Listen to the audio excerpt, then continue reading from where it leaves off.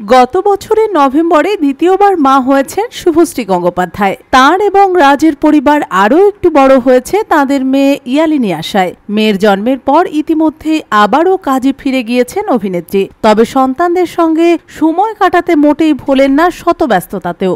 উল্টে মাঝে মধ্যে ইউভান বা ইয়ালিনীর সঙ্গে খেলার নানা মুহূর্ত শেয়ার করেন সোশ্যাল মিডিয়ায়। এদিনও সেই একই ঘটনা ঘটালেন। এদিন সকাল সকাল শুভশ্রী গঙ্গোপাধ্যায় তাঁর দুই সন্তানের ছবি সোশ্যাল মিডিয়ায় পোস্ট করেন। সেখানে দেখা যাচ্ছে জানালার পাশে বসে বোনের সঙ্গে গল্প করছে দাদা ইউভান। পাশে রাখা আছে অনেক সফট টয়ও।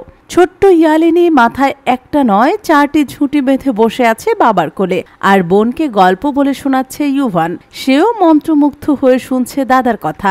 এই ছবিটি পোস্ট করে অভিনেত্রী লেখেন সকালের কথারা।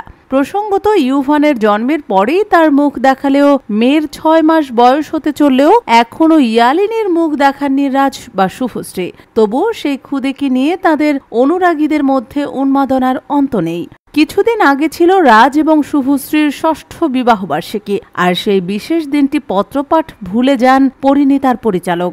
তবে ভুল স্বীকার করে নিয়েছেন তিনি। এখন তাই কাজের পাশাপাশি যে তিনি পরিবারকেও বেশ সময় দিচ্ছেন সেটা বোঝা যাচ্ছে। দেবলীনা কুমার লিখেছেন, ওমা কি মিষ্টি। শুভশ্রীর এক অনুরাগী লেখেন, ওর মুখ দেখাও না কেন। দ্বিতীয় ব্যক্তি লেখেন, ওমা কি মিষ্টি গো, কি সুন্দর গল্প শুনছে।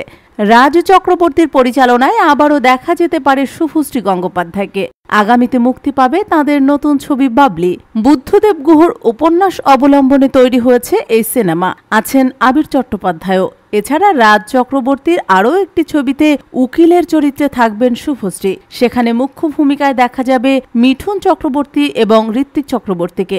শুভশ্রী গঙ্গোপাধ্যায় দেবালয় ভট্টাচার্যের সঙ্গে একটি ছবিতে আবারও কাজ করতে চলেছেন। সেটি একটি ভৌতিক ছবি হবে, নাম আলেয়া।